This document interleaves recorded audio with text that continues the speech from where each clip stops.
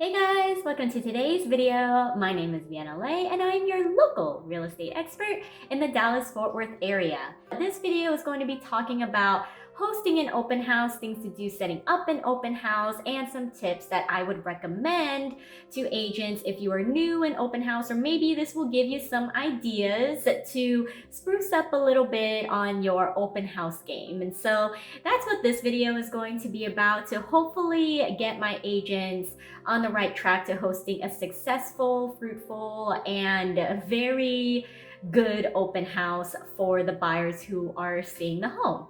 So with that being said, let's go ahead and get started. So we are going to be working our way into the house when it comes to setting up, and you'll see what I mean with this first tip, and that is you will need a lot more signs than you think to advertise your open house.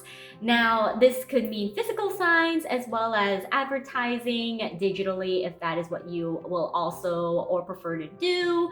I would recommend doing both. And so before doing open house, if you know you're going to be doing an open house, it is good to advertise it on social media if that is something that you do for your business, to do it via Facebook ads or any ads that could include Instagram or through your drip campaign so that it gets out to your SOI and things like that. So if you can digitally promote your open house that's coming up, and I would say around a week before it actually happens, then to put that out there within that week. And so that way people know at the top of their heads and could make room in their schedule.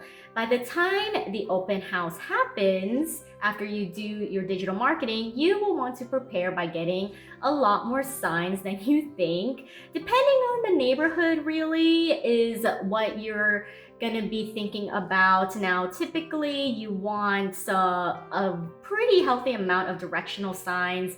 So before the open house even starts, you definitely want to be able to purchase maybe between 10 to 20 signs. I know that sounds like a lot, but 10 to 20 physical signs to direct traffic to go to the home.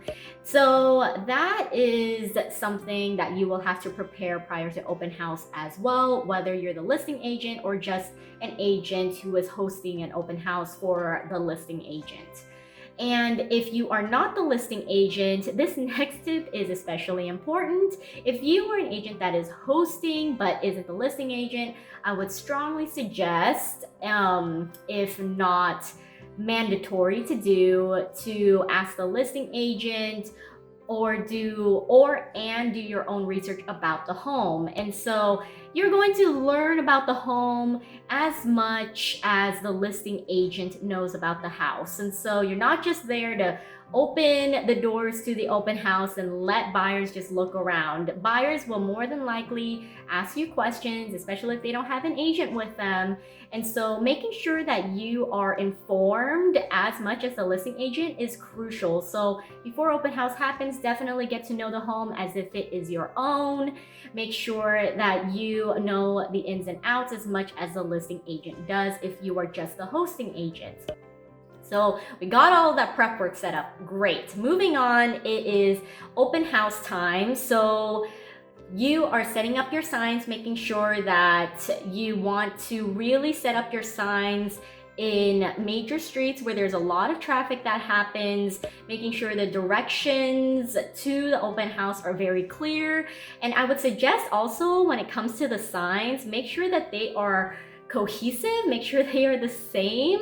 So even if you get those generic open house signs, like the red arrow ones or something that are super cheap, if you make them stand out, say with a specific colored balloon or like with your information somewhere or something, or like a pinwheel or anything outside of the open house to signify that those signs go together, then that already helps to direct people to the open house a lot quicker, less confusion happens, and people are more than likely going to stop by the home that way.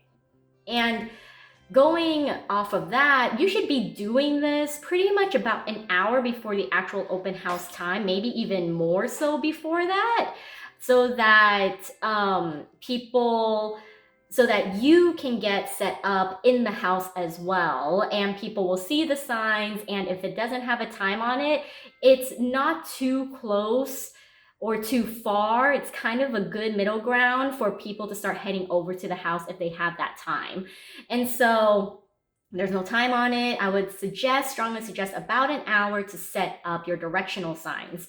And so, of course, you should have the big main sign or the main sign of an open house outside of the actual house with the same directional signs, like a couple of those outside of the house, so people know that is what they're looking for.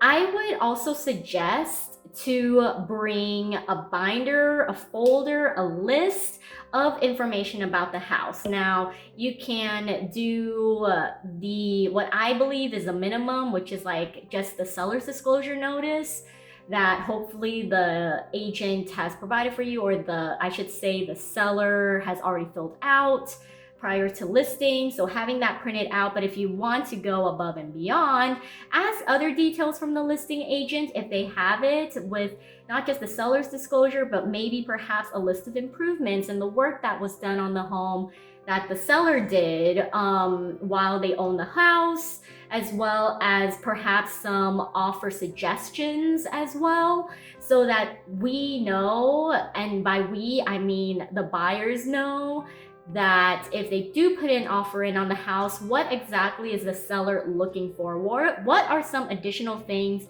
that perhaps the potential buyer did not know when looking at Zillow or something, that perhaps will make a stronger offer? And so having those details ready to go will help a lot in selling the house already. And so doing that shows how informative you are, how detail oriented you are as an agent, and will greatly help and reduce a lot of traffic and a lot of repetition that you could potentially get from buyers asking you the same questions, or maybe they will be confused and maybe they may know some things, may not know some things. And to just streamline the buyers and really filter out only serious buyers, it's a good idea to have all of the information on the house on hand. Now, going off of having that available to the buyers to look at, you really just need maybe one or two, depending on how you think the traffic is going to go, of those folders with the information, so multiple buyers can look at it. Now, not to take home, the other thing that I would suggest, so that buyers do take something home with them from the open house, is flyers. And flyers sound so traditional and so outdated a little bit, but I know a lot of people who really enjoy taking flyers of the home they visited. And it makes a lot of sense because there's a physical thing that they're taking with them after they're done with the open house. And a lot of flyers these days, you can put down your information and they can contact you if they want to put an offer, if they're not represented yet, or if they were looking around and they really like you, they have your information. And so you can have flyers have your information if you are the hosting agent. Listing agents as well, but hosting agents are typically allowed to put in their information when they're hosting an open house, so long as they're not saying that they're the listing agent. It's full disclosure, all of that. So provide flyers for buyers to take home. I would suggest typically between 20-25 flyers on the average, but of course the same as the amount of binders, folders you should be providing for the information about the house. The amount of flyers, I would say that's more of the average amount. That is another thing to definitely set up. And if you want to provide even more information and become that rock star hosting agent for open houses, putting in additional flyers or notes around the house regarding different features about the home. Knowing the home inside and out will really prove to people that, again, you are detail oriented and you know about this house, you're trustworthy, you've done your homework, you've done your research. You'll get a lot more people interested in looking at a house that way when, say, for example, they may also be searching for an agent. So definitely that as well, by putting in additional notes and additional details about the house around the house, which is fantastic as well. And of course, you will be putting the minimum, which is the sign-in sheet. And so the sign-in sheet is, of course, a way for you to get contact information from people so that you can add them to your drip campaign, but also so that you can keep in touch with them, make sure you follow up, and make sure they had a good experience at the open house, whether it's through text and call, through phone number, and or through their email address with their name and all of that stuff.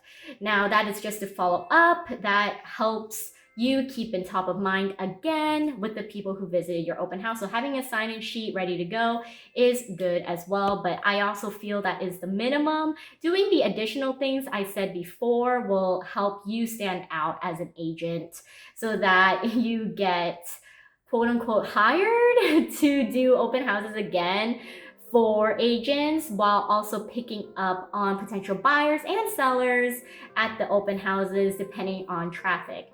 And so you're proving yourself as a reliable agent and to have buyers look at you and want to work with you and all of that stuff. At least that's how I look at it, looking at how well an open house is set up, how much information is provided, and seeing the reliability of an agent really shows at an open house through those things. So those are some tips I wanted to give out for you as well. And also, going back to prepping the house for the open house, if you know that the seller doesn't want people to use the restroom or use the sink or whatever it is, then make sure to note those things as well. List house rules if sellers are very particular about that during an open house. So, like for example, with COVID that happened, there was a lot of no contact situations. So making sure you're there and providing hand sanitizer, gloves, shoe coverings as well if it's raining or not. Making sure all the doors are open so no one's touching doorknobs, and providing masks and stuff like that. Those are additional things that you could do as well. Bring a trash can, bring some cleansing wipes, tape down the toilets if you don't want anyone to be able to use the toilets, etc., etc. And to make sure that you, as the agent, is also prepared to go through a couple hours of an open house. Make sure that you bring yourself a snack or keeping yourself just hydrated. Make sure that you stay on top of your game as well.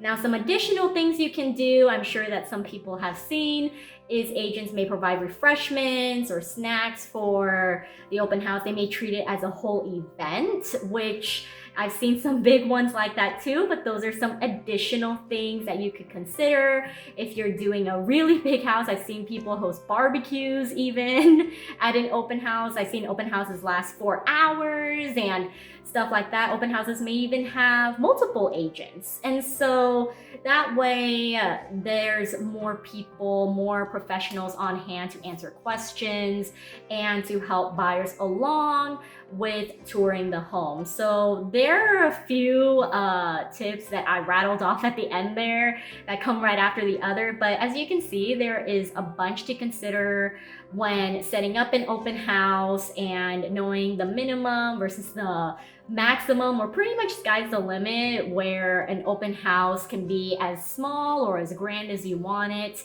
As an agent, I think it's super fun to host open houses. You get to meet a lot of people and you get to prove your professionalism through people, and you get to see homes that you may otherwise not have gone to list yet, and when you are in the beginning stages, and that is always exciting to get in-field experience. And so don't be shy also to ask your fellow agents in the industry if you can host, especially specifically in your brokerage, so that way you get more exposure. But that is, of course, up to you if you want to do open houses. It could get pretty exhausting, but I think it's totally worth it. It's a great way to get your foot in the door, but also to help expose yourself and socialize with people. But that is my take on open houses. Those are my tips on setting up open houses. This video is already way too long. And yeah, if I have already uploaded the other video for buyer's etiquette during open houses, go ahead and check that out. If not, well, it's going to come up in a week. So there you go. That's something to look forward to. And anyways, moving on, if you guys like real estate content like this, then go ahead and subscribe. I upload videos like this every single week, and I'll see you guys next time.